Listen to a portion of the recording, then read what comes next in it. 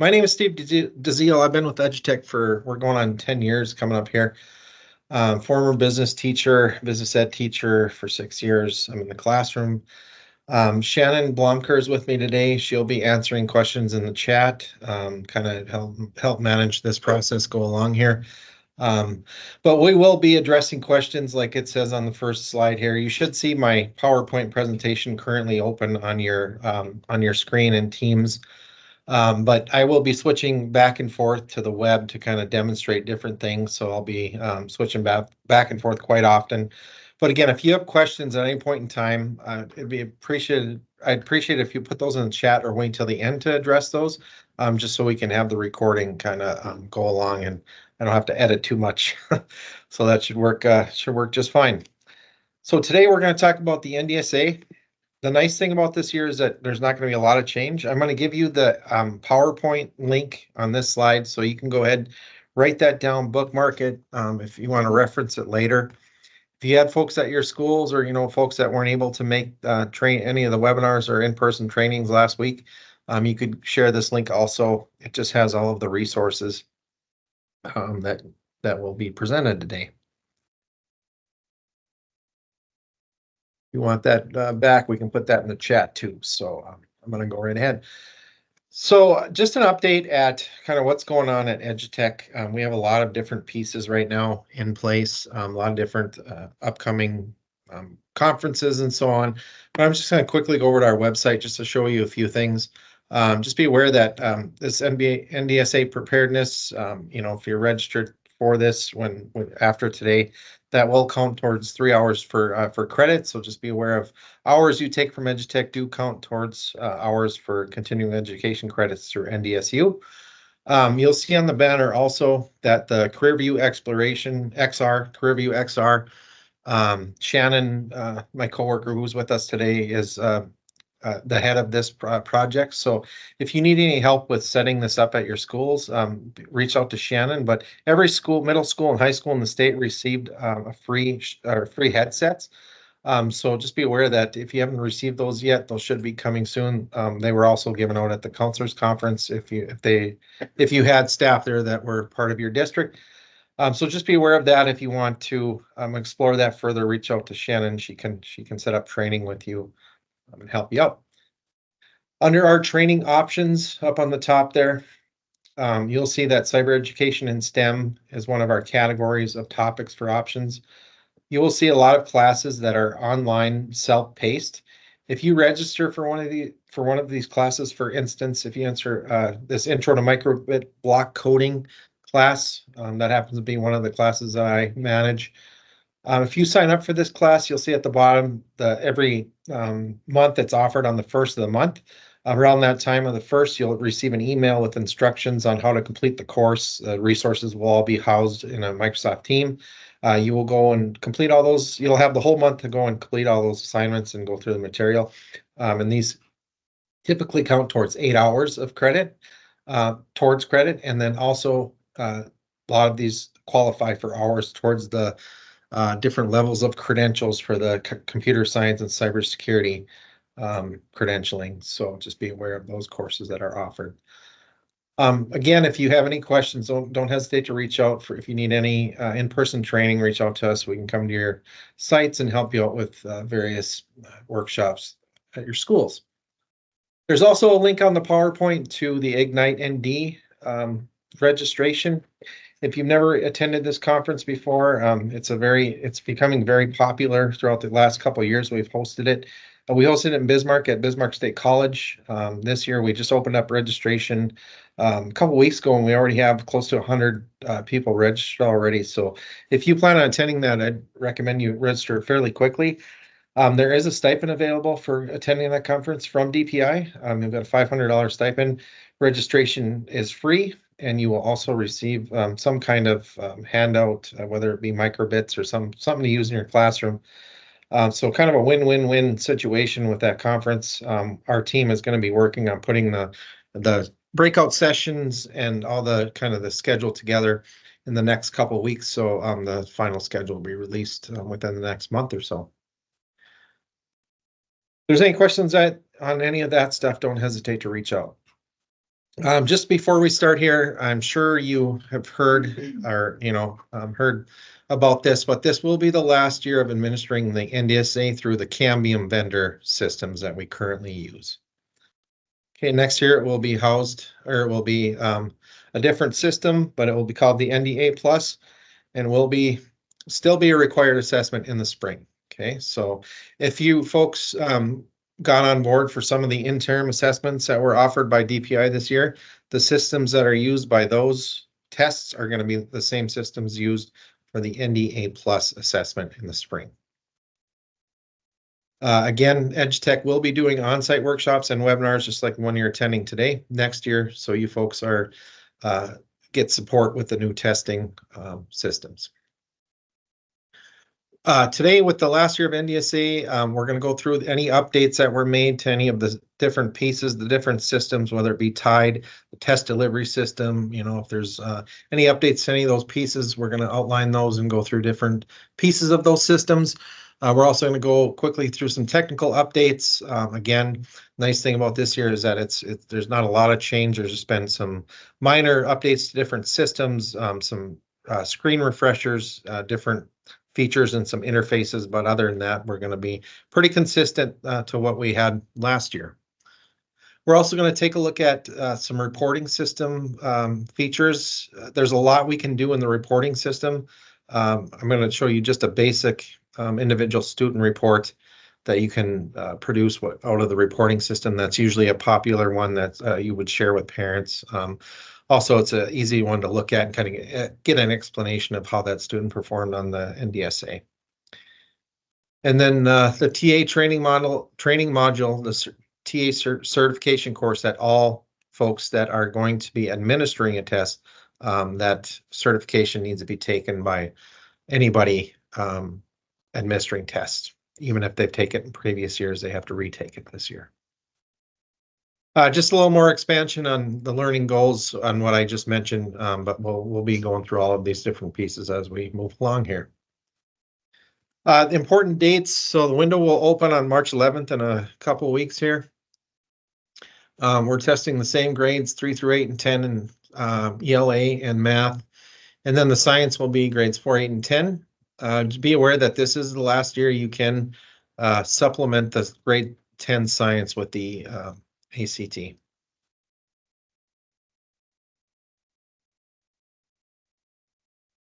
On the real-time score reporting, as students complete the tests, those that have access to the reporting system would be able to log in and see those reports in near real time as soon as that student does hit submit.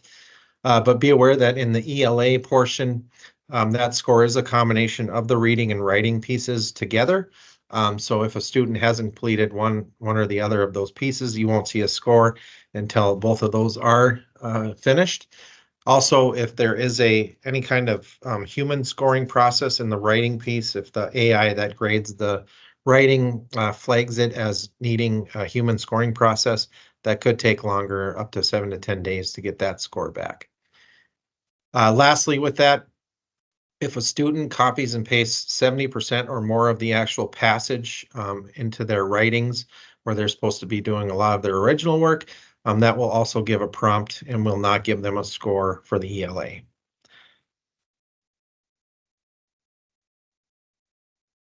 The TIDE system right now on the portal is live. We can go in and add users, manage students, test settings and tools.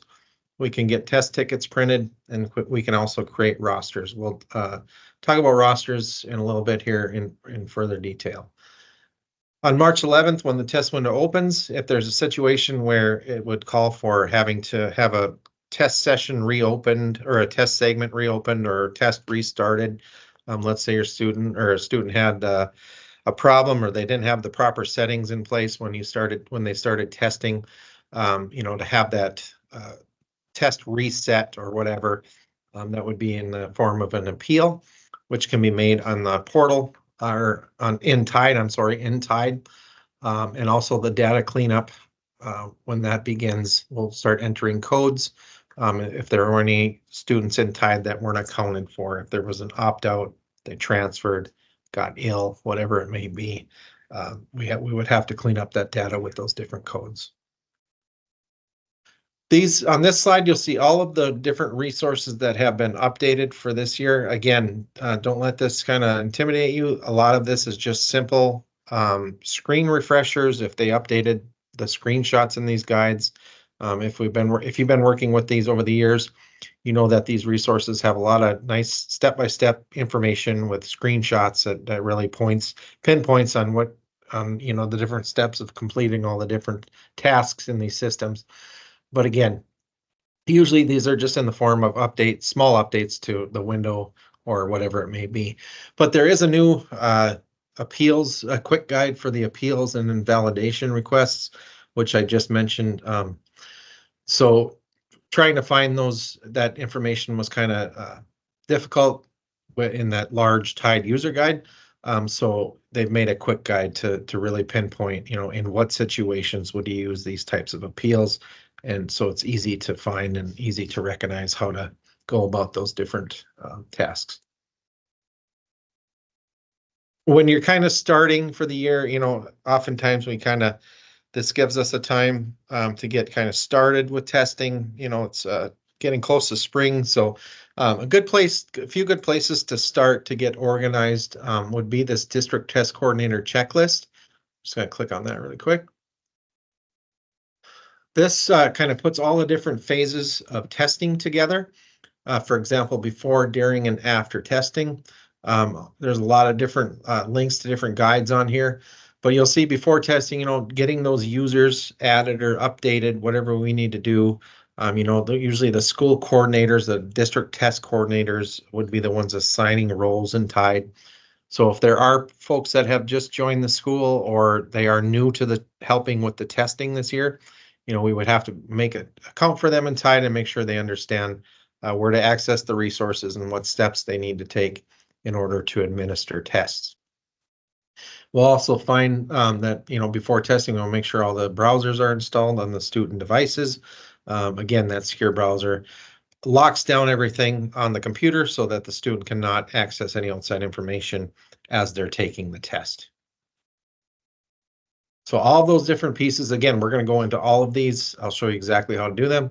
But again, and then also during the testing, any resources that are related directly to administration of the test, you'll find under that category just all the different pieces in place that would, if you had any questions, that would answer those questions and help you proceed with those different tasks. And then again, just that after testing piece where if there's any data in TIDE that needs to be accounted for, if a student didn't take a test, and the system recognizes that, it would kick it to that data cleanup process where you would then have to input a code that would, assign that user or student some kind of participation, whether they did or not. Okay, so again, that's that guide. Just kind of gives you all those tasks together and kind of how to manage things as you're getting ready for testing.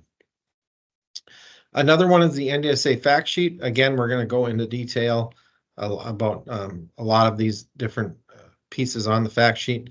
But again, if I open that, it's just you're going to see kind of a repeat of everything I'm going to go through today, along with some maybe some more specific information on a couple small things, the accessibility accommodations, some of those guides you'll find if you're looking for something specific on accessibility, those different manuals will be your kind of go-to if you have any questions on legalities and so on.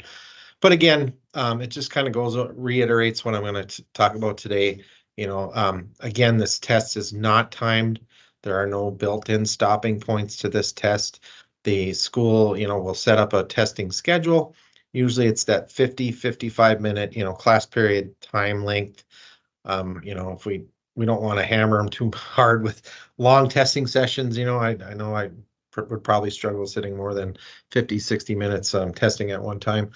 But anyway, we want to make sure that we understand that, we can have them stop at a certain point and then the next day, they could continue testing. However, they would not be able to access any questions from the previous day, obviously. So just be aware of that. And then the writing and reading pieces, even though they make up one ELA score, they can be administered as two separate tests. So again, be a good idea to split those up. Okay, so just keep those things in mind. Again, we'll be going into more detail about most of this stuff. Also, there is a training or practice test available where you can log into a practice test, either in science, ELA, or math, and just kind of practice with the different tools. If you have a parent that's kind of interested in see what their kids are being tested on and the different how the tests look and so on, you could always send them there to kind of take a look, and they can get an example of what that would look like. We can also administer a training test in a simulation. So I'm going to kind of show you that process later, where we can kind of practice. A lot of times you want to just kind of maybe brief a little bit of the if a student is new to this process, or if they're coming in like in the third grade and they've never done this before, or even up to the point, just as a good review. You want to make sure maybe you go into the training test and have them practice with some of the tools that will be available to them, and also to get used to the layout of the testing delivery system.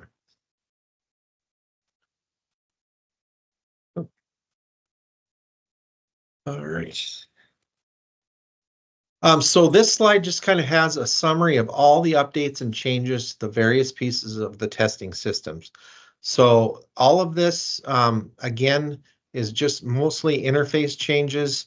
If there's any updates to some of the tools within the different pieces in the testing system, this is just an overview of all the different pieces, all the systems, the TDS to the test delivery system, TIDE test, information distribution engine, and then the reporting system of all the, when they do start completing these tests, just some various small changes to what you can do in the reporting system. The NDSA portal this year, last year, it was fairly new last year with some of the updates. But again, this year they've just added a few small things. Again, the portal is going to look very similar to what it did last year. On this slide, you'll see there's a link to the home page of the portal. I'm just going to take you over there for a few minutes here and make you aware of a few things. But again, the portal is going to house everything with the systems, all the pieces of the test. Okay, so if we need to administer a test, we need to set up session IDs. This is where we are going to come to complete those tasks. If we need to find information about secure browsers, also come here to find any of that information, and then to locate any guides, manuals, any resources that are related to the testing. This is going to house all of that information. If you scroll down on the home page, you will see there's a featured resources area now, where it has the three different phases of testing: preparing, administering, and after testing. And if you click on each one, it will have the top 5 or 6 documents directly related to that phase of testing.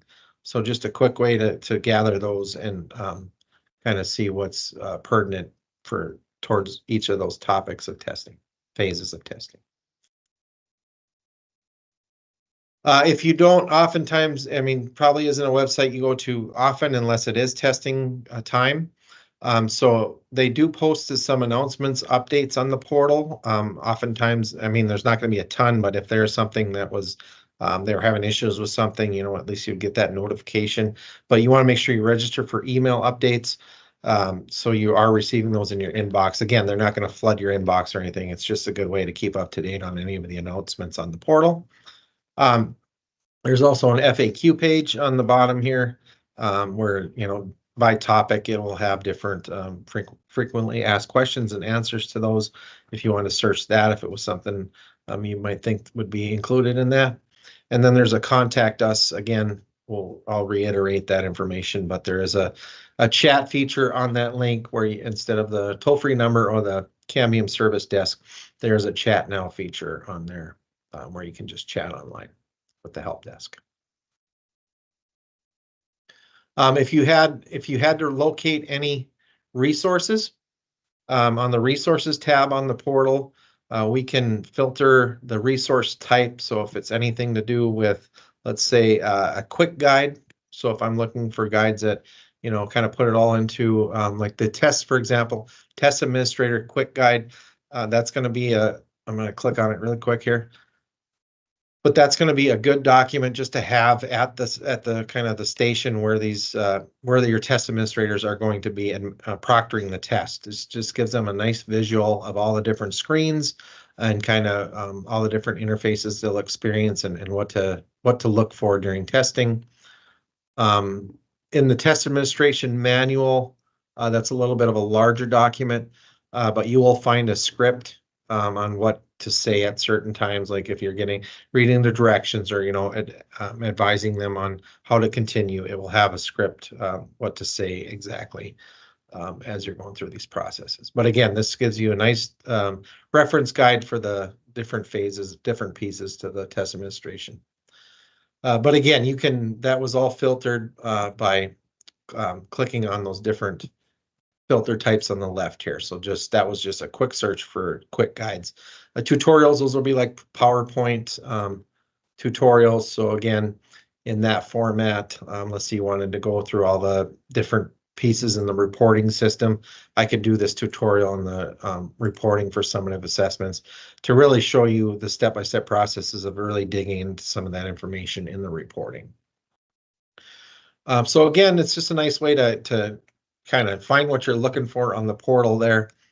If you have any questions about any of the terminology on the portal, you could always browse the glossary under resources. That will just clarify any definition or of a term that you might not directly recognize. So that's always a good reference point too, to clarify any questions.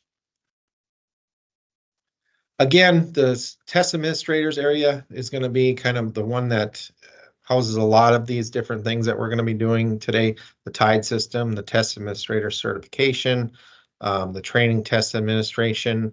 When the window opens, obviously we're going to come to the portal, and the same area where we're in right now is where we will create session IDs under the test administration tile when that opens on March 11th. And again, reporting is going to be also on this page, and it just repeats that associated resources down on the bottom. I'm just going to reference back to my PowerPoint really quick, make sure I didn't miss anything on the portal. We'll take a look at the technology guide in just a moment here. It just has all of the different pieces of setting up the tech at the school in HTML format, so we can separate it out very nicely and get to what we need directly in that lengthy guide. Again, this is just a screenshot of that glossary I just showed you. And then again, this is just a recap of where you can filter the resource types and so on the portal. Okay, so just a refresher of what I just did on the screenshots on the slides. Tech coordinator resources this year. There's again, setting up staff. Usually the tech coordinator would be responsible for these types of duties. Setting up staff workstations. There's not going to be a lot of setup for that. Usually it's just a matter of making sure that they have the latest version of Safari or Chrome or whatever it may be, just so if there isn't any network settings that is not letting them do something that they need to do. So if there usually isn't many problems with that, but again, if there's just a browser that they don't have auto updates on or something, that could be a problem if they're running 20, 30 versions behind or whatever it may be. So anyway, just be aware of that. Workstations, the staff, the ones that are going to be administering tests. The student workstations will have to have that secure browser installed. Again, we'll take a look at that document really quick and go over some of the compatibility with those secure browsers. Again, usually not a huge deal, but if there's a network setting or allow list that you have to reference, you will also find those in the tech guide. We can also test our network capacity with a quick little diagnostic tool. I'll show you that when we get to that point. But we can also, just to make sure, if you know that like during this test, let's say you're going to be testing at like 1 o'clock for 50 minutes and you might be concerned that that's a heavy traffic area during the day in your classrooms. Maybe there's just a lot of people accessing YouTube or whatever it may be. We want to make sure that the network can handle the testing process. So there's a nice little tool we can use to kind of diagnose that and make sure it's going to support what we need for testing. And then if there's any assistive technologies that need to be set up, a specialized keyboard or a mouse, different inputs, maybe they're using an outside microphone or whatever it may be, and configuring any of those to be compatible with not interrupting the browser in any format. We want to make sure we look at that assistive technology guide to set those up if that's the case. Again, the the technology guide, we'll take a look at it. We're going to head over to the tech coordinators page, which is linked on this slide at the top there, or we can go to the portal. And again, those top 5 tabs, tech coordinators is one of those topics. We'll click on that.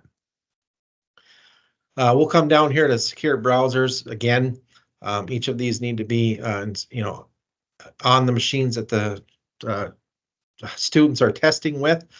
So no matter what you have, Windows machines, Mac, iPad, Chrome, we want to make sure that those have been updated or whatever it may be for your different operating systems. The Windows machines, you'll find detailed information or the actual browser download if you click on each operating system. But if you click on the next tab over, Secure Browser System Requirements, and we click on this document or this link, you will see specifics to the different support levels. So if you have older devices, anything older than that Windows 10 or whatever, 11.6 on Mac, we want to make sure, if there's older devices that you're questioning will support this secure browser, this would be a reference point to make sure to see if those will be compatible or not, if that's a concern for you. There's really no worries this year as far as the Chrome cutoff point, so we don't have to worry about turning off, or making sure it's at a certain version, I guess, if you will. There's with those long-term support now, we don't really have to worry about it supporting the newest version or not. So in previous years, we kind of paid close attention to when that new version of Chrome was going to be released, and sometimes we'd have to do a workaround and maybe turn auto updates off for now for that testing period. But this year we don't have to worry about anything like that. Also, it's the same version as last year. So if you have auto updates on and you haven't deleted the Chrome or the secure browser for Chrome, as long as those auto updates are on in your Google admin, there shouldn't be any need to change anything. Again, some of those older systems, if you have questions, this would be a document to review. The actual installation of the secure browser. If you click on installing the secure browser, you will find some basic information on the different resources you can access for those different operating systems, and some of the more advanced installation would be located under the. It will give you more specifics about how to different settings and so on that would have to be turned off or on in order for that browser to work. Also, part of that is also under the configuring student workstations, for example, specific to maybe iPads. If I had iPad, you want to make sure that all of these different things are disabled in the system settings before installing the browser or before launching a test. So anything that's going to interrupt that browser, and cause it to like shut down, if there's something third-party app or something that's launching in the background, we want to make sure those are all disabled so it doesn't disrupt the testing process. If there's any troubleshooting student workstations, we want to make sure that we know where that document is. Again, if you come across something that will cause an issue, we'll either work through it by looking at these documents or reach out to the help desk. Again, the network settings isn't usually a huge issue, but again, if you had any,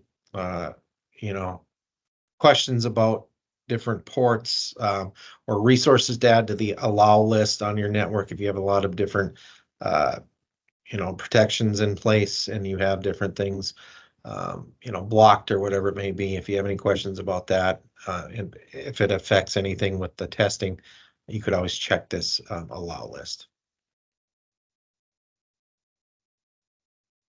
Okay, again, this this HTML piece is just nice because you can go into each separate piece of it. We don't have to print the entire technology guide at once. We could if we wanted to, but we could also go section by section and print out what we need if we only need certain pieces of it.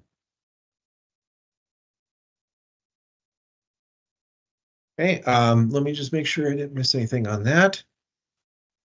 Again, this links that assistive technology manual if you did have to set up something, some outside input device or whatever it may be, just to be aware of where those documents are. Again, this just reiterates that the secure browser is required for all testing. All that information is exactly where I just showed you, and then the support plan. If you have older devices, any questions about them supporting the secure browser, you would find them in the support plan for operating systems. Okay, so we're going here. Again, you can post questions in the chat. I see there have been some questions in there and some answers, so that's great.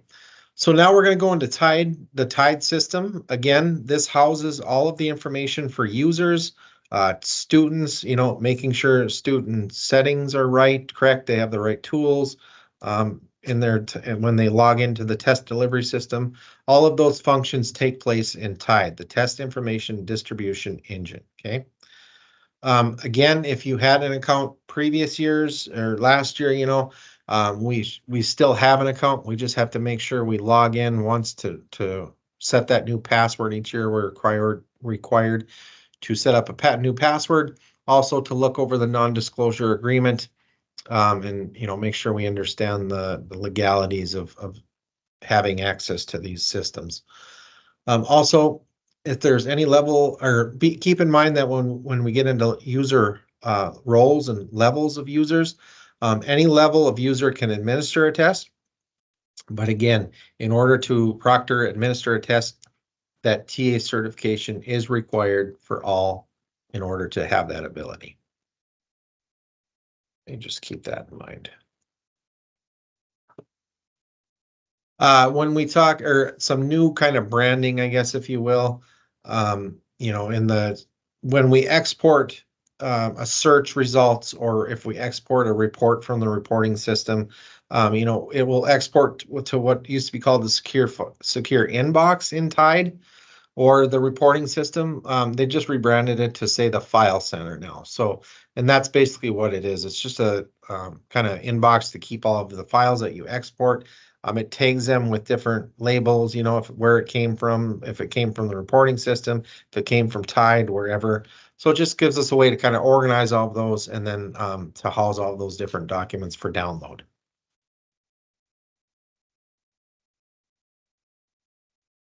Some refreshers on some of the templates that are used.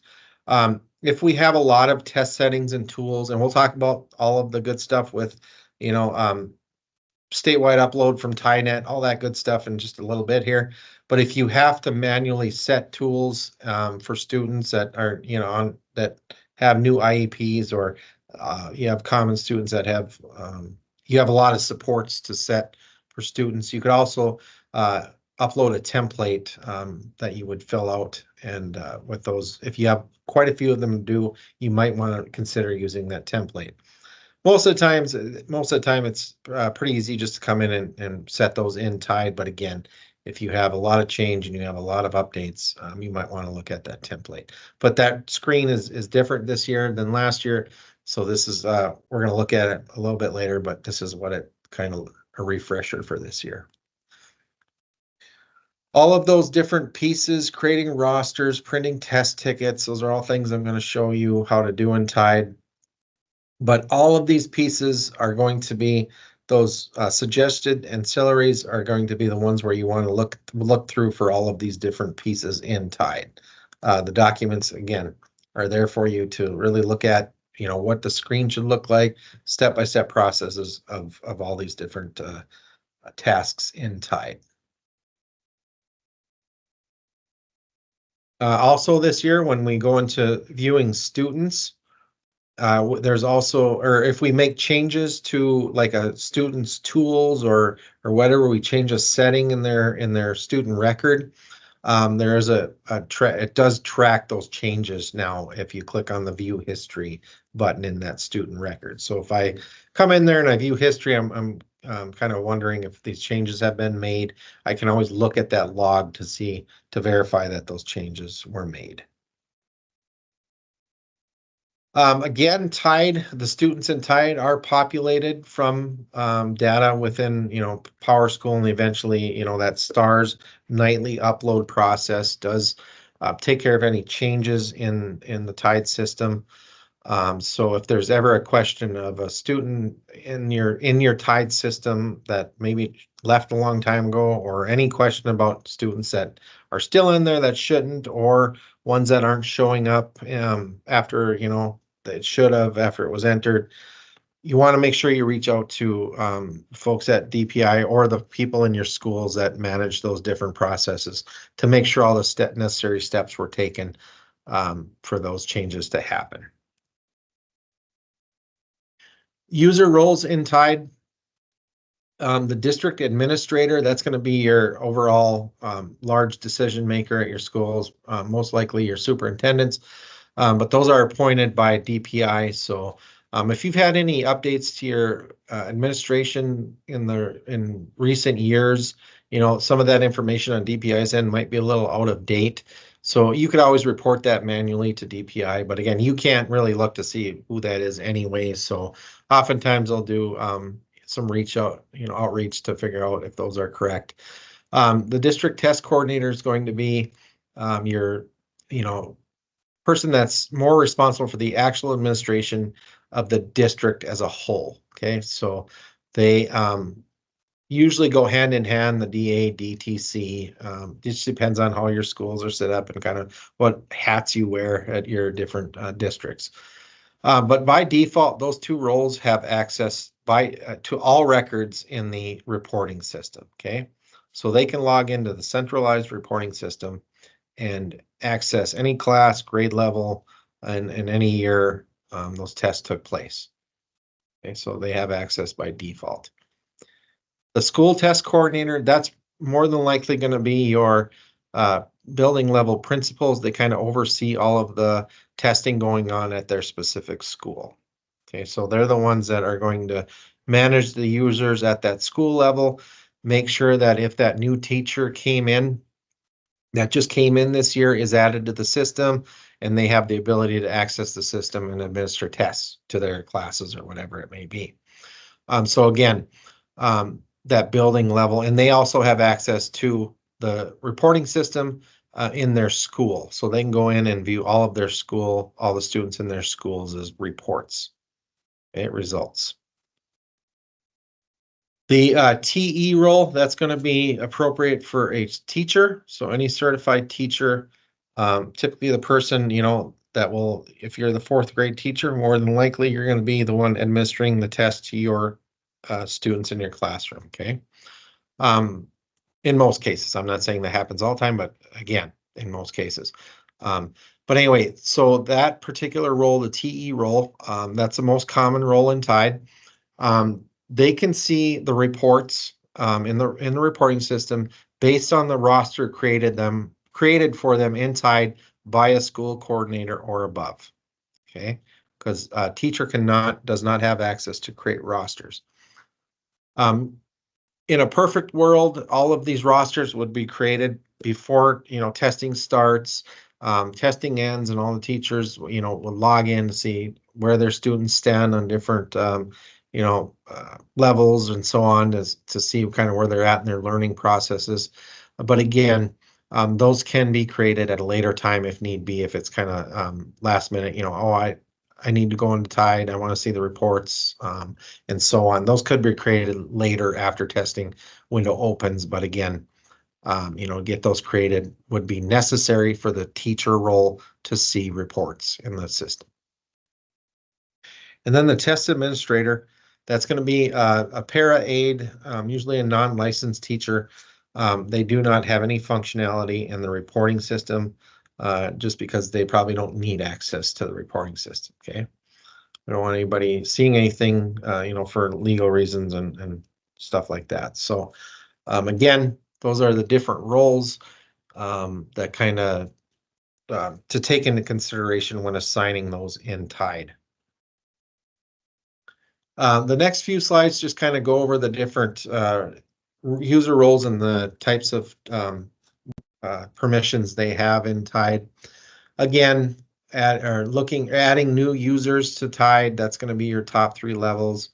Look at student modifications if you have to, look at the accommodations, test tools, anything like that where it's kind of involved in the whole administration of the test. Those are going to be available by all levels, because if you needed to make changes or modify something in TIDE with those different pieces, you would be able to do that without hesitation or without having to go through different channels and maybe losing time in the testing process.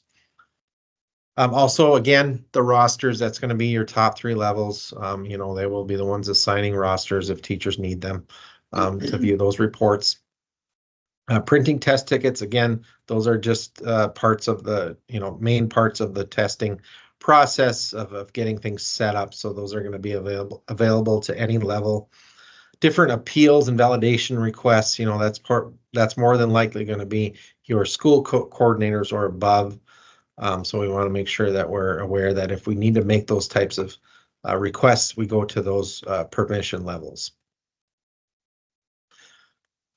Different completion rates, those types of reports that can be generated in TIDE, those would also be the responsibility of a school coordinator or above that role. And then lastly, those data cleanup tasks with entering the non-participation codes, those are going to be also those top 3 levels. Okay, so just be aware of those permissions within TIDE. Those charts that I just showed you and the explanations behind all of them are located in the TIDE user guide on pages 68 to 70. If you're the one assigning roles, responsible for assigning roles in your school or district, you want to just make sure you take a few things into consideration. First of all, does this person need an account in TIDE? Sometimes that might not be the case. If you are strictly responsible for setting up the tech, the secure browser, those types of tasks that are part of the setup for the test, and that's your only task. You don't have to go and create users or administer a test. Then you probably don't even need an account in TIDE. And then just considering when you are assigning these different role levels, what kind of access do they need? Are they a teacher? Are they a principal? What is their functionality within the testing process? Okay, so just having those different understandings of those roles will help you make those decisions. Okay, so I'm actually gonna let me just close a couple windows here. Close that one, or I'm gonna leave this one open. We're actually gonna log in. I'm gonna log into TIDE and go over some of these tasks that are on the next slide here. We'll go through all these different functions in TIDE. Okay, so all the different pieces there. Again, the TIDE system is going to be under test administrators on the portal. And it's just going to be a matter of clicking on this tile. It says TIDE and logging in. Again, if this is your first time this year, you would have to reset your password and look over the non-disclosure agreement. Since I have different access, I have to log in under a certain role, and I'm going to do my demonstration district. Okay. So once I log into TIDE, you will see, depending on your role, you might see other areas maybe not available. If you're a test administrator or a teacher, you probably won't see anything to do with data cleanup. There might be a few specifics under some of these tabs where you wouldn't see some of those options either. But again, just depends on the level of role you have. If you're a school coordinator or above, and you can, kind of look at users and so on, manage that information each year. If I click on users and I just go view, edit, export user, and you can select all roles or search for a specific role. Remember that if you're a school coordinator, for example, and you search for or if you're trying to search anything above that level, you won't see anything like a DTC above it. So you'll see all roles at your level and below when you're doing searches for users. But I'm gonna go ahead and I'm just gonna say district test coordinators. You could have left it at all roles, that's fine, just to see everybody at your school or district. I'm gonna go ahead and click search. And I'm gonna view the results right on the screen here. You'll see that all of these different pieces to the roles here, we can edit a certain information about a role. If we need to get rid of users, we could click on the checkbox and easily click on the trash can at the top here to delete them out of the system. If we needed to make a change to that record, be aware that we can't update the email address. So if I click on this edit little icon here, you'll notice that the field for email is grayed out. I would actually have to delete this record and recreate it with the new email. Okay, so we can modify first name, last name, phone number, or we could add roles to this user too. So if I had a teacher that moved into an administrative position, I could always upgrade them to a school coordinator or whatever it may be the new position that they took. So we can update, change those fields, but other than that, if they have a brand new email, we'd have to recreate the record, the user record. Back on the user screen again, good idea just to kind of go through that list, make sure if there's anybody in there that left or whatever, we want to delete them. Now, however, if you're adding a user, so if I go to users and add user, this will be somebody brand new to the system, right? We want to make sure we communicate with them that you're creating this account for them, because they will get an email from kind of a fishy address, and I mean PHISHY. So we want to be aware, you want to make them aware that this email is coming to them after you after you type in the email address, and you'll have to type in the information and give it a role. Once you click save or submit, it's going to kick an email address to them that's going to have them set a password for their account. And that does time out also, but in certain cases it might go to their junk mail, but you just want to make sure you communicate with them so that they know what's coming and know that they have to take action on it. Okay, so adding users, viewing users. I just accidentally I got a lot. There we go. Okay, so adding users and viewing users. If you had a ton of changes to users, and you wanted to use a template instead of going in individually and adding them or deleting them or whatever, you could use this upload users template. This is that screenshot I showed you earlier in my presentation. But again, you could access the template, fill the fields out, and add or delete users to Tide. But again, that probably is more common in larger districts than smaller districts, where if we just had to go in and make a few changes or add a few users, it's probably just as easy to go in and do it manually.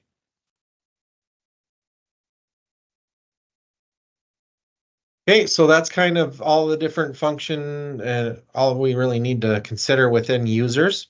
The next area is the students. So no matter if you're on this screen, you can get to students by the drop down here, or if you're on the home screen where you log in, you could also get there this way. The same way of getting there, just depends on what screen you're on.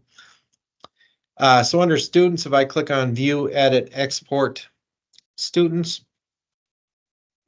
excuse me, I'm going to go ahead and select my district. Okay, and I'm going to select some grades, a grade or some grades. I'm just going to select all. And I'm going to simply click search. Okay, I could have narrowed it down to a specific student ID, last name, first name, but I'm just going to do this general search for all these grades. Okay, I'm going to go ahead and again view results on the screen just like I did with users. And I can now see all of the students that are populated in Tide. And you'll see that over on the right here are all of those settings and tools, the supports, the accommodations, the universal stuff. That's all going to be listed over. If there's any accommodations or specific ones, will be listed under these different categories. For example, text to speech, streamline mode, different things like that.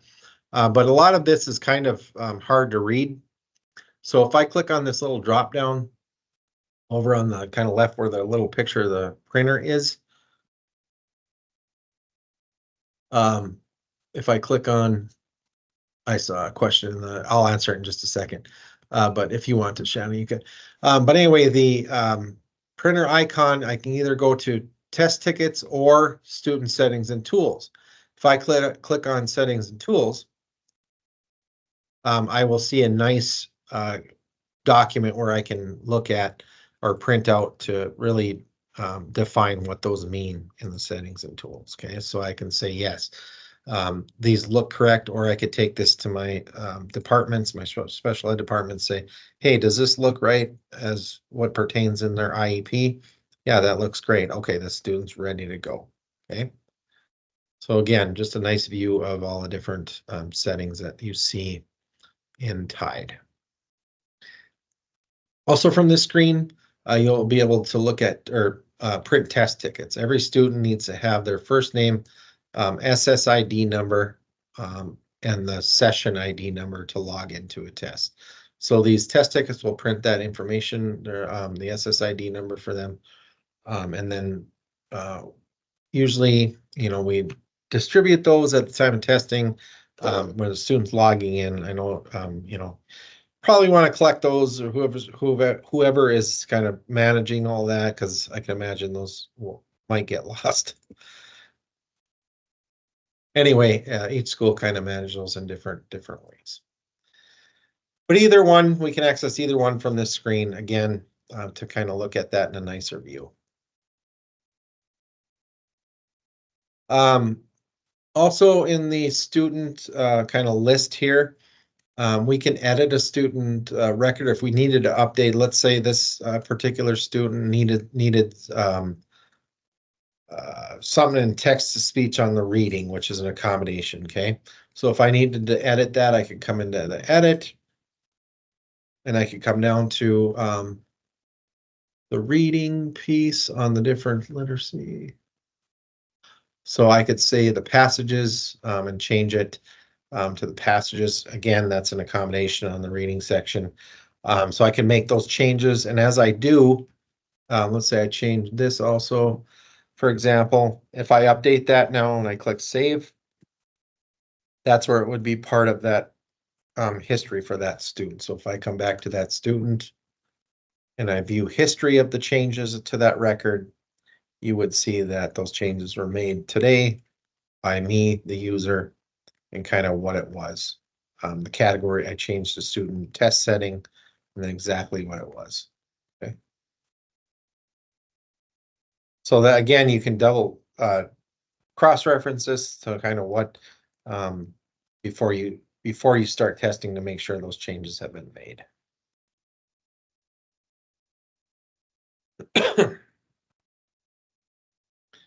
Okay. Other than that, I'm trying to think here. I think we're good in students. Again, it's just a matter of making sure these are set. If these are not set correctly before the student starts testing, they're ready to log in. They've logged into the test. Let's say they start and they go, hey, I'm missing my speech to text feature, or I know I'm supposed to have some type of accommodation, embedded accommodation, or whatever it may be. And it's not set, they don't have access to it, that particular test would actually have to be stopped. The whoever's managing those tools and so on would have to come in here and make those changes in the settings, save it, and that test would actually have to be restarted. An appeal would have to be made to have it restarted so that the student starts with the proper settings in place.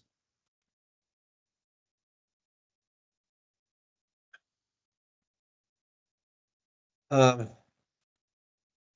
than that, I think, I'm trying to think if I missed anything. Let me go back to my PowerPoint. I'm just going to quickly look at that. Viewing students, test settings, tools. Okay, next looks like rosters. I'm going to get rid of some of these tabs here.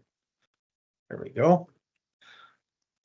So under rosters, again, if a teacher needs access to the reporting and they want to view their kiddos' scores in the reporting system, you, school coordinator or above would have to come here, go to rosters, and add a roster for that teacher. Okay, so if I add roster, it would simply ask me for some information here before I can start creating.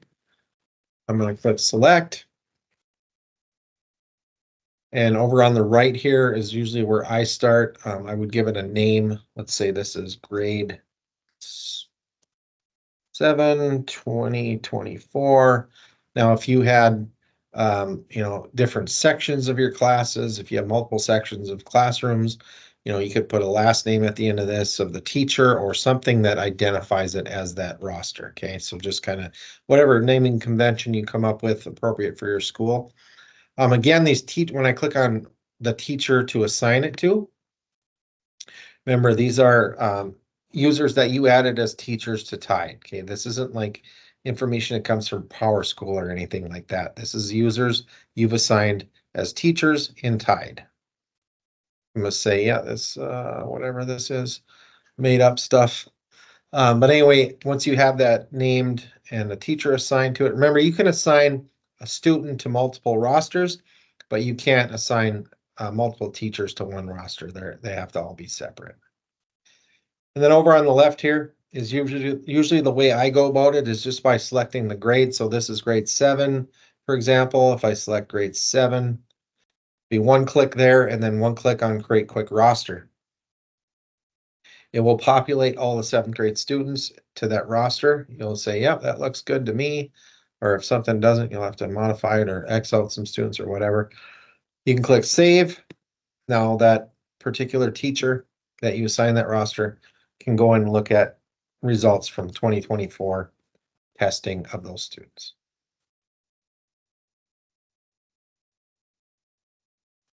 Also, one more thing, if I need to make if I had a teacher that was, Title I or had students from multiple grades that, maybe a support teacher, Title I support, or a special ed teacher, let's say, I had Title 2024 and whatever section or teacher, would be let's pretend like that's how you kind of name it. So you can identify it. I'd select the teacher. If I knew that teacher had, let's say, students from grades 3, 4, 5, and 6, I could select all the grades over here, create that quick roster, look through them, and delete out any ones that might not be part of that Title I or the special ed department. Okay, so I could say, yeah, I know they have that student, X out the ones that they don't, and then once you have all of those correct on this list, then you could click save, and then that teacher would access those reports for those students defined on that roster. If you have to come back and modify a roster, you could always do that by searching rosters and then editing that roster. So you wouldn't have to recreate. Let's say I had, a change to a roster. If a Title I teacher needed access to like a 9th grade or 2 or something like that, I could always come back here, search rosters under that teacher name. So I think I used this one. Yeah, let's go ahead and use that one. Search. Come into that roster and edit it and add those students to the roster that you need to modify. Always find students, quick roster, or if you wanted to search by ID, I could have left it at student search or by last name, first name, or so on. But again, I could just use quick roster. Let's say I needed to add a couple 9th graders to this person, or 8th graders, sorry, to this person's roster. I could always click 8th, create quick, X out ones that aren't, and kind of go through those to verify them. But just make sure you hit save every time you update, in most cases in Tide. Okay, again, if you had multiple ones to create or to upload at the same time, again, you could do that with the upload rosters where the template, you would fill that out. And again, that's going to be most of the time in cases where you would have a lot to add at a time. So, you know, if you're just starting for the year and you have a larger district, you might want to consider that download template if you had quite a few teachers to assign rosters to.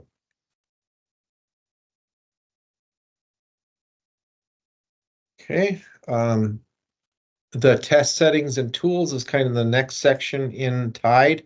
Again, if I'm already in here, I could click on this drop down, or if I'm from home, you could also get to the same drop down. Again, this is the same way of getting to that where I search for students and I looked at settings and tools. It's the exact same process, but under that category of test settings and tools, that's where you would find the template area for test settings and tools. So if you had a lot to do, again, the state did do statewide upload from TiNet on the 18th of January, which pulled data from January 17th and prior to that. So if you had new IEPs added after January 17th, you would have to go in and either modify these manually in the settings and tools, or you would have to manually complete that load from STARS, which there's a document I link in an upcoming slide when we get to the settings and tools area. But again, that template could be used if you had multiples to do, or the upload settings and tools from Tide. That's again, you're going to see the same screen I did on the view students searching for students area if I do this search from settings and tools. The next kind of category of Tide is the administration of tests, the green area here. Again, when I was in student view, I could, I showed you that screen for looking at the settings and tools and also printing test tickets. Same idea here. But again, instead of just looking at the student list, you'd be able to print from a roster list. So in that case, if you did have 4 sections of grade 4, and you had when you search grade 4 in Tide, it will pull up all 4th graders in that district. Doesn't separate it out by sections. Okay, so if you had that situation where you created a roster for each of those teachers to separate the students in grade 4 or whatever, you could print tickets from those roster lists, okay, to separate them out. So I wouldn't have to go in and make selections. Like if I had to come in and print from the student list and select each one and just print the selected, that might take a little more time than just coming in and printing from the roster list if you had multiple sections of grade levels. Okay, so again, just kind of similar to what we did with the student search, is going to be housed under these different areas too, but just a few caveats with the different options under them. The appeals and validations, again, if there's something that causes a test to X out or close, or student gets ill, they have to leave for the day, and that test session, or they were in the middle of a question of a certain section or whatever, and they didn't get a fair chance of completing that, anything like that, where it's going to cause that student to or cause that portion to be reopened, or some type of modification of the system, an appeal would have to be made for those different types of situations. Again, there's that quick guide that I showed you the link to that really highlights all those different types of appeals and what situations they're appropriate for using. But again, we can't start running these until the test window opens on March 11th. Some of the screenshots I have, and some of the screenshots you'll find in the Tide guide, Tide manual, they'll have specific information about those.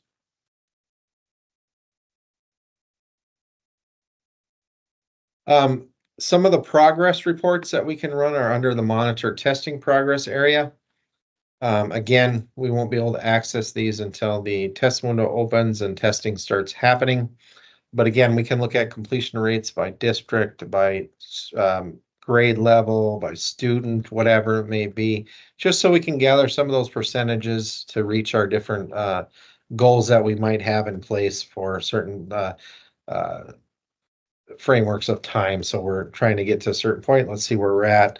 Where do we need to get, kind of on that, those district-wide, school-wide, or class-wide levels. And then at the end of everything with the non-participation codes, we see the data cleanup.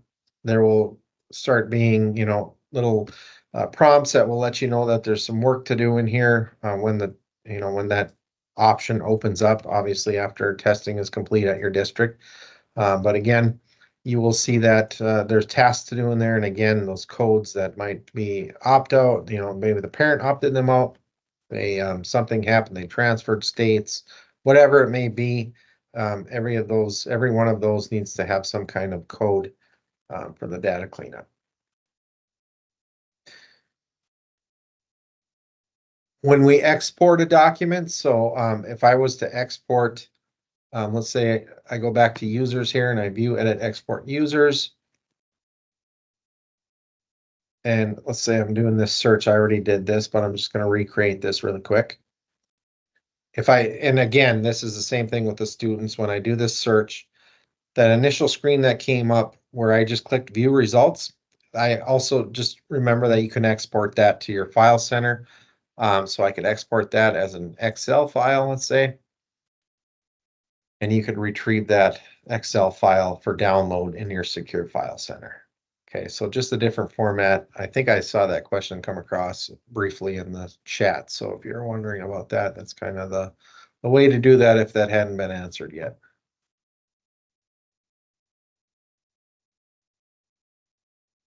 Okay, I think we're good for Tide. You'll see more with the secure file center when we start when we venture in the reporting system. And again, as questions come up, it looks like we got some good flow in the chat, so it's going great. All right, so I'm actually gonna X out of Tide for a little bit here and go back to my PowerPoint to make sure I didn't miss anything.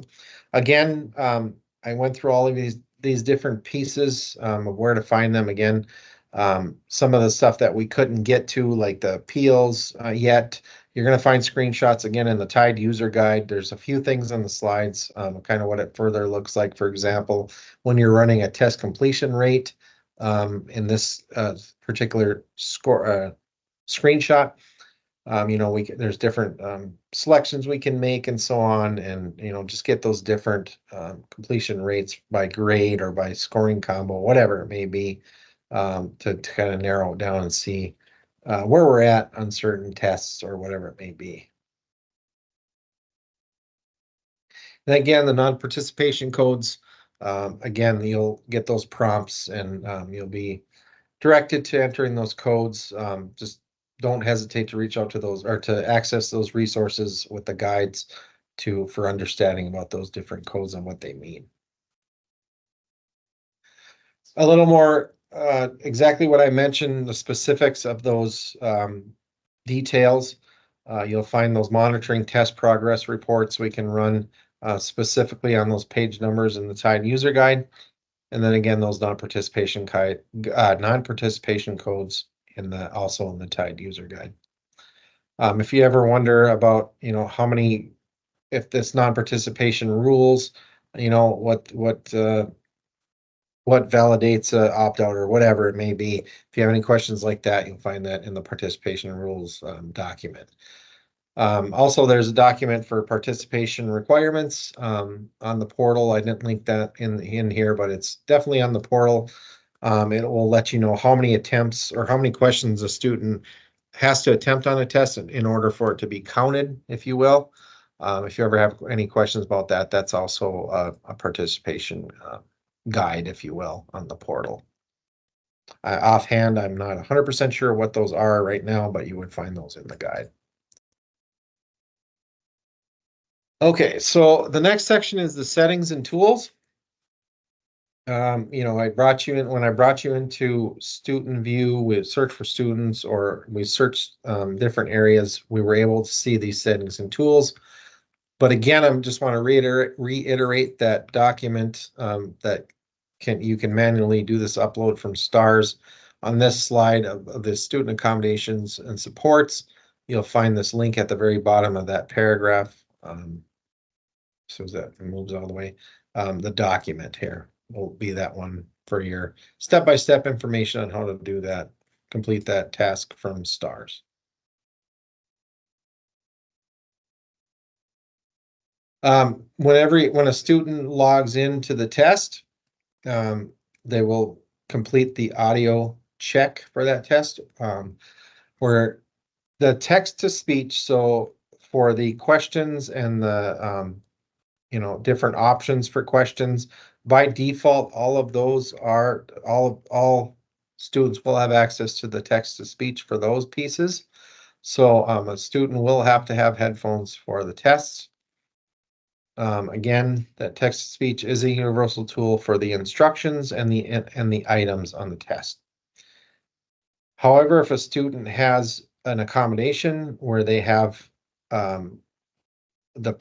passages or books read to them, that would be an accommodation. On the reading piece, if that setting for text to speech is for reading, that would have to be manually made in TIDE and would have to be documented on a IEP or 504.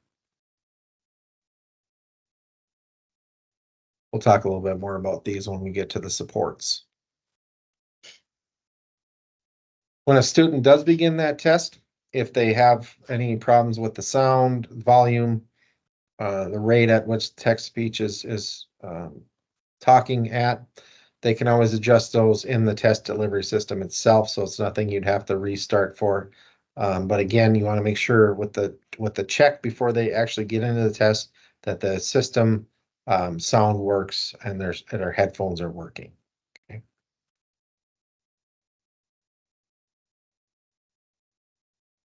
The voice packs for the different text to speech will be your built-ins.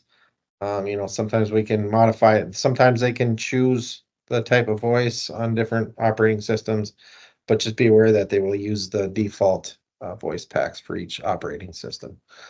The text speech on constructed response. So when a student is typing the response for the writing piece, where they have to read, passages and then respond to questions about that or write about it or whatever. And those types of in the prompt box where they're typing this response, if they regularly in the classroom, let's say during their writings or in English class, after they write something, let's say a aide or a para reads that back to them, because they need that auditory, they need to listen to it to see if it makes sense or if they need to add anything to it. They just need that auditory kind of to go through it, to listen to it to make sure it makes sense. That type of situation can be kind of also on the test, can be done on the test with the text to speech on constructed response setting. So after they type out their response, they could click on the little speaker icon here, and they'd be able to listen to their response read back to them, so they could check for clarity, accuracy, whatever it may be. Again, that's a support. That can be something that is turned on in TIDE if that's something they regularly use as a tool in the classroom. The text-to-speech tracking, that's also a type of support. As the text-to-speech is reading, it will highlight each word as it goes. Again, that could be in the classroom if they're using rulers and different pieces of paper to cover, sentence to sentence or word to word as they're kind of moving along. If they just need that extra visual for keeping themselves, keeping track of where they're at, that would be an appropriate support to set for that student in TIDE. Again, that's a support. would have to be turned on manually and tied. The embedded speech to text, this is an accommodation. So if a student uses dictation software in the classroom, or they oftentimes use in Microsoft Word, if they're using the speech to text, and that's part of their accommodations that they receive in the classroom, or they're using Dragon dictation or something like that, there is an embedded speech to text tool in the response areas that would be enabled if that is an accommodation of theirs and it's set and tied, where they would dictate what they're saying. New this year, though, as students are taking notes on the test, there's a notepad that they can, write their thoughts down or whatever. That actually can have the speech to text feature enabled in that piece also, not just the constructive response area. If that student does have that accommodation, along with the text-to-speech sound check at the beginning of the test, they'll also have a microphone check. Okay. Oftentimes on the science math pieces, there might be certain times where a student can access a calculator, an on-screen calculator. If they have any questions about, the different types of calculators that they might come across on the test, all of those are available on the portal under the resources area under NDSA calculator information. So they could practice with those embedded calculators prior to the assessment. So here are the different three types of, the difference between the three types of definitions of the different tools, supports, accommodations. Again, the universal tools are going to be available by default on the test to all students. The supports, again, for example, text-to-speech tracking, there's a masking one also. Different things like that are, a little bit different than a typical universal tool, that's something that they're using in the classroom to help them learn on a regular basis. Then that would be considered a support. And then that documentation with the pieces on IEP or 504 are accommodations. Those would have to be documented. The next few slides just kind of highlight what's what, and exactly, what those types of tools are, and what they consist of. So you just want to make sure if you have any questions about what they do, you will refer to these different charts. And again, that text-to-speech is kind of a multifaceted tool. It can be, again, universal to, the items and the directions or whatever it may be in the test. But again, it could also be a support in the constructed response text-to-speech text box there. And then also it could also be a combination in the format of it being on the passages on the reading. So all of those charts that I just showed you are specifically on pages 55 to 56 and 72 to 76 in the TIDE user guide. Excuse me.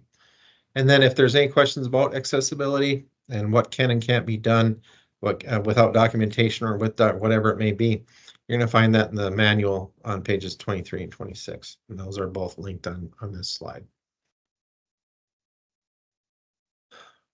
Okay. Moving right along here, on slide 59, we're actually going to go into the actual delivery of the test.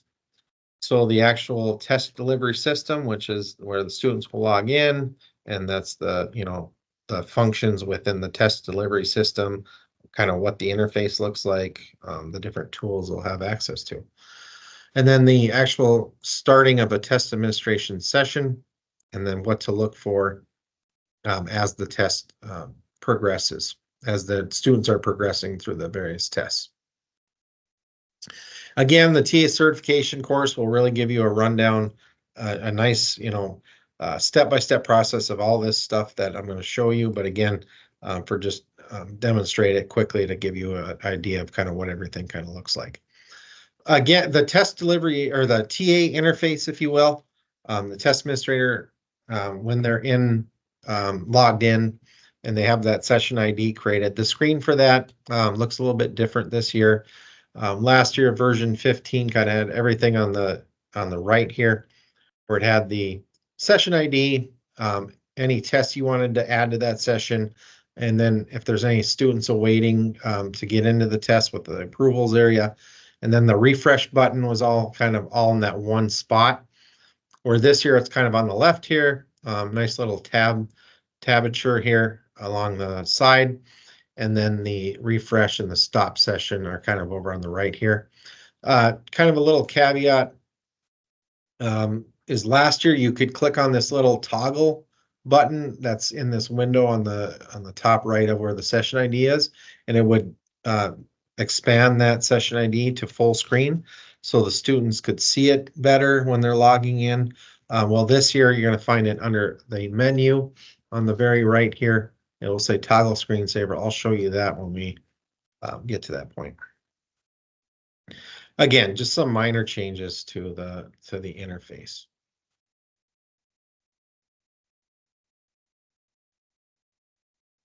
Also, at the end of the test, when a student is completed with the entire test, they've changed that kind of workflow to it. Last year, there was kind of just this red button, end all, be all.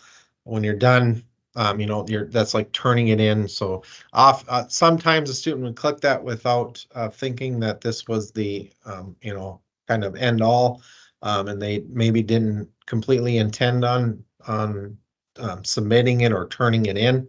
Maybe they want to go back and look at a couple things before they did.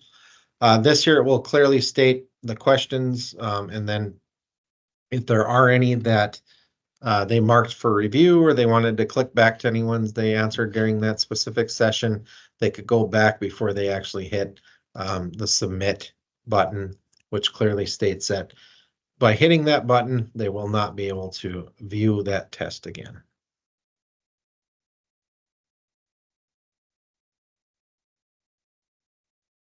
The test administration, when the operational test does open on March 11th, you will see all of those different pieces, the writing, reading, these, the different types of tests. Again, that reading and writing being separate, but making up the overall ELA score. So that's going to be kind of the difference between what you can do with the training test and what the operational test will have on it. So when I do this quick demo of setting up a test session, you'll just notice that kind of difference between when the actual operational test happens. You'll see all of these options, where on the practice test, you'll only see ELA, math, and science. Okay, moving ahead. The test administration resources, so anything to do with test administration, the TA manual, the quick guide, all of those different things, will be linked on this page. But again, that TA certification does an excellent job of going through the process of getting everything set up. So I'm going to quickly do a demo of setting up a test session, a student logging into the test, and then kind of some of the tools that will be in place as they're going through the test and so on. So basically in this situation is going to be a little bit different since this is a practice test, but again, the process will be very similar to when test administrator is ready to set up a testing session. So I'll just go through those steps quickly. So on the portal, back on the portal here, go there real quick. Again, under test administrators, that's going to kind of house all of these different systems. Okay. So the training test or the test administration, when the window opens, you will come here for the operational test, click on test administration, select the test for that session and start the session, and students can log in, start testing. In this case, we're just going to practice with the training test. So I'm actually going to go to training test administration.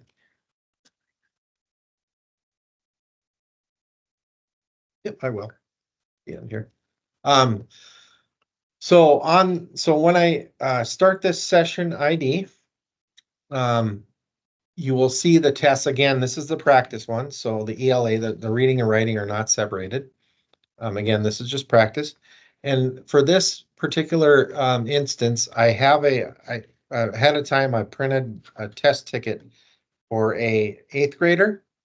So I'm actually going to offer I'm going to actually do let's go ahead and do that. So I'm going to offer the grade 8 science test. Now, keep in mind that I can offer many tests to this session. I can add as many tests as I want to this session.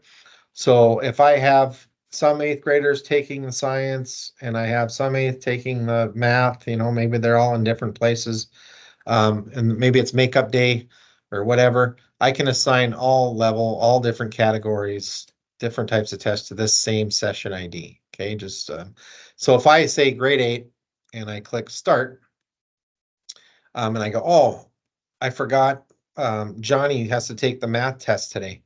Well, I could just come up here, select test, go back, click math, go to 8 or whatever grade it is, grade 8, add to practice session.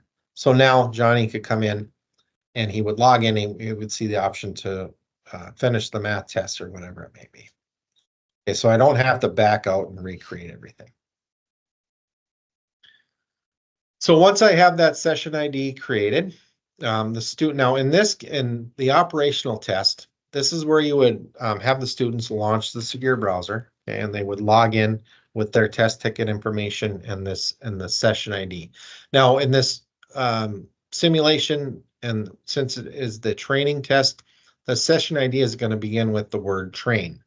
When the operational test starts and we start creating the session IDs for the operational test, it will begin with the letters ND. So just be aware of those differences. So in this, so after I have this created and ready to go, I could advise my students. Now, again, this is just for simulation purposes. If I wanted students just to come in and practice the tests, not have them log in, that's also an option. But the training test is going to be available under the students and families area here. It will say training tests. And if you click on training tests, you will see some different options here. Now, if I just click sign in and I go select a grade, so on, click, log into test or whatever, I could just start testing and practice with the questions and the different things. But in this case, I want the student to actually log into the test. Before I do that though, I want to mention that on this training test login screen, the diagnostics here, you see a little link there. I mentioned this briefly before, but if you're concerned at any time about your network handling, the testing during maybe busy times of the day, your network's really busy, you always run this diagnostic here.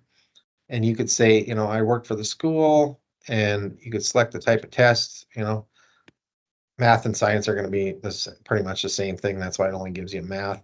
But anyway, you'll go, how many students are you testing? Let's say 80. You could say run test, and it will just give you a simple report of whether it kind of figures if a network can handle it during that specific time of day. Maybe. See what happens. There we go. So at this point in time, it gives you your download speed, upload speed, and kind of gives you that report of whether you think whether they think it's going to be supportive of that particular point in the day. So again, that's just a nice little tool. Anybody can access that and run that at any point in time. But so now the student is ready to log into the test. Again, this is the training test. The training test, the student can log in with any browser. It doesn't have to be the secure browser. But in order to log in the simulation kind of effort here, they're actually going to have to toggle these two switches to off. Okay. Where that opens up the fields where they can input ticket information and that session ID information in which I created. So I have a mock or a simulation student here. That's ID. No, the name there. Oh, that's the name? Okay. Yeah, I changed It's it. not Yeah. necessarily names or anything. 9999 002 303. Okay. And then the code is A6 1B. Okay. 4. Yeah. There we go. So just like the operational test, they'll enter all this information. They'll click sign in. And hopefully this is their information. If something is off, they would have to, get that corrected before continuing testing. But they're going to go ahead and click yes. And we'll go to science. I'm going to start the practice test. Okay. Now over on the TA side here. Get to it. Why is it clicking? Get rid of that. Yeah. There we go. Should get rid of some crazy stuff. Crazy stuff going on. Anyway, so the TA now, we'll see that little, we'll see a number appear in the approvals tab. So that means there's a students waiting to enter testing. So once the TA clicks on that, you'll see, yeah, this student, it looks like they're ready to go. They're waiting, just like it says here, they're waiting for approval. So you, the test administrator, can verify a few things before starting them, but I could always come in, look at their settings to make sure those are correct. I can't change anything, but I could look at it if need be. If I had to change something, I'd have to back out, go into Tide, and then they'd have to log back in. But anyway, I could go ahead and approve them by clicking the little check mark here. Or if this student is goofing around and trying to mess with me, and they've somehow found out the session ID or whatever, you could also deny them. But anyway, I'm going to go ahead and approve them. Okay, and the student screen will automatically refresh. And again, this will be where they do the sound check. So there might be an option to change the voice or whatever. I'm going to select Mark. I'm going to go ahead and play the quick little. So I heard the voice. So I'm going to say I heard the voice. This gives me the student a chance to go over some of the settings. So it'll highlight the different settings that they have in place, what they have the ability to do. I'm going to say okay. And I'm going to go ahead and look at the help guide. That's going to show them the different interfaces and so on. And then they'll go through, it's a good idea to go through that information so they understand what to expect. So once they're ready, they can click begin test. And they will be brought into their test. Now, again, this is the science test, so there'll be, again, some options where they would have a built-in calculator, for example, up top here. They click on the calculator. It will bring up that, embedded calculator where they can manipulate it on screen or whatever they have to do. But again, there will be several, oftentimes there will be this where there's a passage and there's questions to answer. So some of the real estate on the screen, if they want to expand the passage, they can do that to make it easier to read or whatever. And then if they wanted to expand the right side of the screen with the questions, that would be the other way. So just kind of organizing how they're gonna, read this information. If they want it side by side, obviously that's the option they would leave it in. But again, some of the options under the passage or whatever they're reading, they'll find under that context menu, some of the text to speech and so on. The highlight selection. So if I wanted to highlight pieces of this particular question, I could select that and go to highlight. Also, you'll see up on the top, kind of the top over towards the right here, there's a line reader option where you could select areas of the screen to really kind of highlight and look at along with graying the rest of the screen. So oftentimes that'll be a focus tool where they'll use that to kind of separate a lot of some of the clutter on the screen or whatever it may be. So again, there's this area up here where you'll access a lot of the different tools they'll use, and then also you'll find some stuff under each specific menu for each question and different answer types and so on. As this student is kind of progressing throughout the test, if I go next here, the TA on their side, they'll kind of see that progression. I haven't answered anything, I guess, so it doesn't say anything. But if they did answer something, it would say, give you that quick snapshot of their progress. If a student did have print on demand, which isn't in the student setting, but if they did have a print on demand accommodation, if they were to request a portion of the test or a specific question to be on paper, because maybe that's something they need to hold and read or whatever it may be on their accommodations, if they did make that request, the TA would see a printer icon under the actions, and the TA would go ahead and approve that or disapprove that, and then print it from whatever printer you're connected to, the test administrator.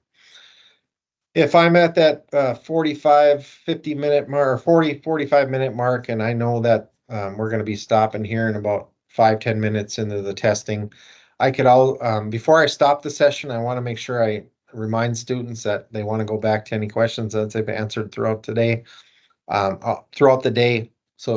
Because when we continue on testing tomorrow, you won't be able to go back to any questions that you worked on today. So you want to just make sure before you stop the session, you let them know that information.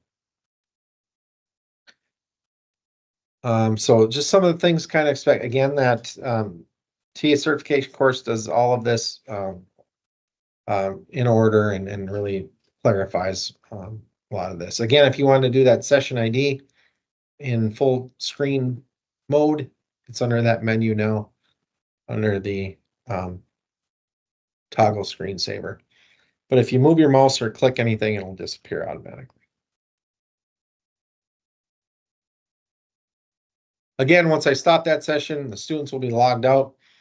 If I wanted to pause the student's test, let's say I click pause over here under actions, they would have 20 minutes to log back in. So if it's like a bathroom break or something like that, where you'd pause it and go and come back, you wanted them to not be their screen on or whatever, logged in the test during that time to show anything or whatever, we would pause that test and the student would come back and log in within that 20-minute timeline. Different reports you can do under the menu, or approve requests. You can print, different approvals throughout the time. So if I go to that, there hasn't been any requests for printing or anything like that. So there would be nothing to see there. But if you did have a log of that, you would find that under those approved requests of that test administrator. If you have a student walk in without anything, a ticket in hand, or they're just unprepared and you needed to quickly look up information about that student, you could do that within the test administration window by clicking on student lookup. I could go over here to advanced search, and let's say I have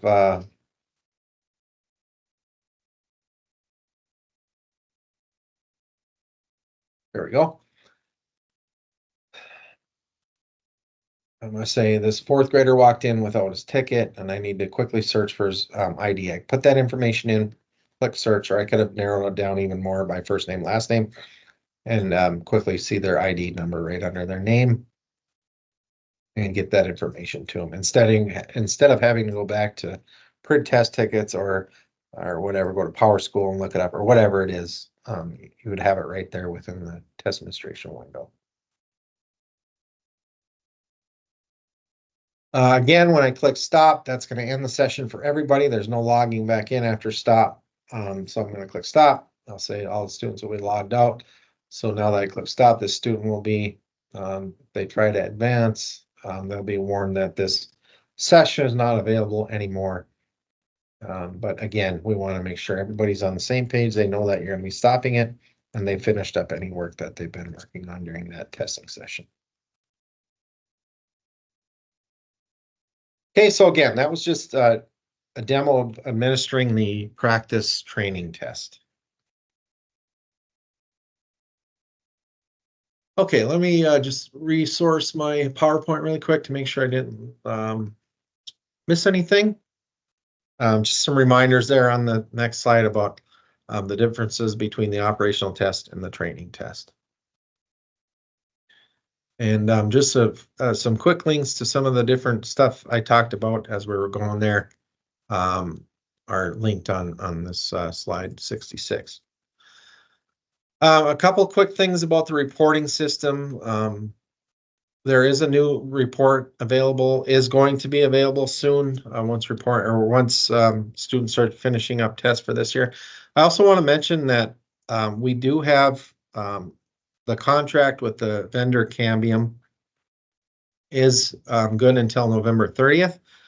So we have until November 30th to get reports out of the reporting with the NDSA. Okay, so if there's anything you need from the reporting, you want to make sure you do that by November 30th. This cross-sectional report that's available is going to be available soon. You can compare data from year to year over a period of up to 3 years. So as soon as that's available, you'll be able to go in there. There's also documentation in the reporting system user guide that explains this type of report in detail and how to generate it. These are all the resources directly related to the centralized reporting system. You'll notice that the user guide, that's going to be pretty extensive as far as all of the different features within the reporting system.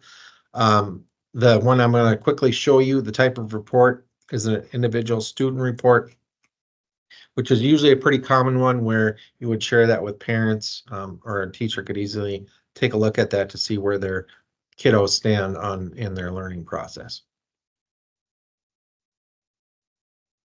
The centralized reporting system, again, there's just been a couple updates, screen refreshers. Again, nothing major, but oftentimes when we log in to the reporting system, we need to understand what the time period of what we're looking for. So if we're looking for previous data, we want to make sure we set it to the timeline that we need to look for to access that information. So that link's kind of been updated to be more prevalent on the page.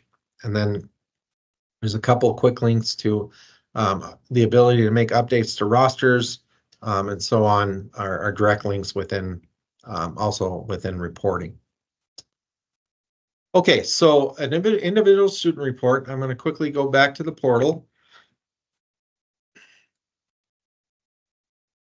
And again, under test administrators, I'm going to click on, instead of the area where I've been working, I want to scroll down a little more to reporting. Go ahead and log in. And I have to make a couple selections, but depending on the access you have, you would be able to select district or district view. I'm going to go ahead and select my specific district. Now, if you're a school coordinator, you would see the schools pop up here, so you'd be able to go down to that level. But in this case, I'm just going to click view on the access I have is a little bit different. So I want to make sure I understand that it defaults to 2223. So I'm wondering if I want to access previous data. So I want to make sure I click change the reporting time period. Okay. I'm gonna, with the demonstration purposes, I know I've been getting data from 2020, 21 with my kind of simulation stuff I have going on here. So I'm going to select that. I'm going to go ahead and click save. And over on the right here, we want to go ahead and download student results. Okay. So I want the report type is going to be that ISR, individual student report. And I'm going to have it exported into a zip file and multiple PDFs, not just one PDF. So I'm going to make that change. I'm going to make it a little more detailed. It just expands on a little bit more of the information available on that report. I'm going to click spring of 21. Go to next. There's 3 steps we have to do in this part. We need to select the assessments. So if I select ELA, I could select it by all the grades or by specific grades, but I can't add math to it. I have to do them each separate. If I click math, it'll get rid of my selection for ELA. So I have to go into each test category separately. But I'm going to go ahead and leave it at math and I'm going to do all the grades just so I have that report, something to show. soon as I make those selections, I'll come back up and go to the next step. And again, it will let me, if I had schools to choose from, I would choose those schools. I choose up to 3. And I could go click generate. Okay, and at this time, it's not right now, it's processing. If I had the patience, I would wait for it to come to my inbox and show you that, but I'm going to go, it will let you know that it's ready for download in the Secure File Center. When it's done processing, it'll send that email to you, but it's going to live here in Secure File Center. You can see that one that I just ran says in progress under actions. I've been doing this, trainings for a while now, over the last week or so. So I do have some reports I can quickly show you that will be the exact same thing that's importing right now. But I could click on it after it does process. I click on it, and it will again download those files to the zip folder. I'm going to go ahead and open that folder, and I can choose which one. Again, I only have certain data I can look at, so I'm going to choose that one. And this was kind of what that ISR would look like.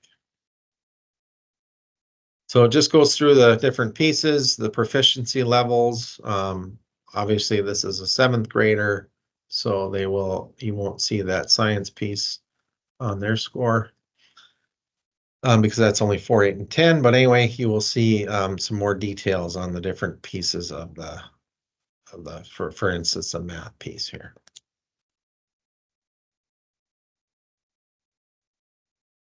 So again, it just gives a little more detail, but this is usually one that would, interpret some of the data in case a parent had questions about their performance of their kids.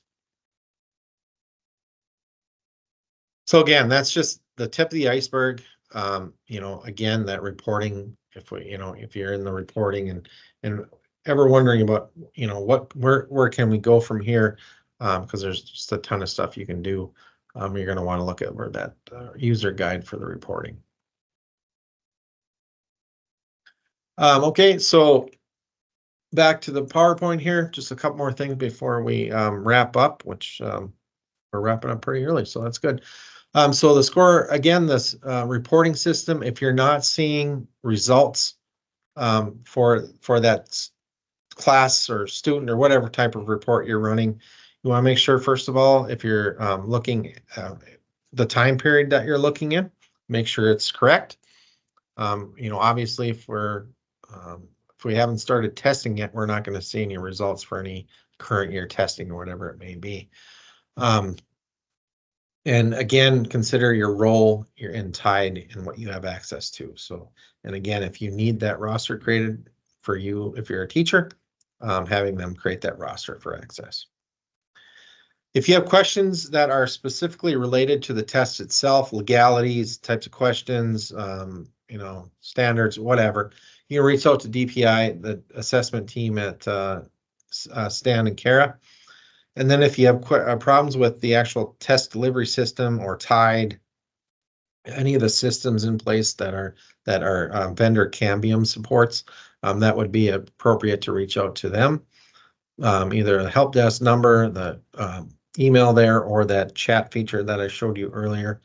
And then if you're just kind of unsure where your question goes to, or you just need some other type of help, you can always reach out to me and I can either get it to where it needs to go or give my best effort in giving you an answer. Lastly, don't forget about those FAQ page and some of the categories that you'll see on the FAQ are included on this slide if you want to search those for answers. We'll address questions just a second here.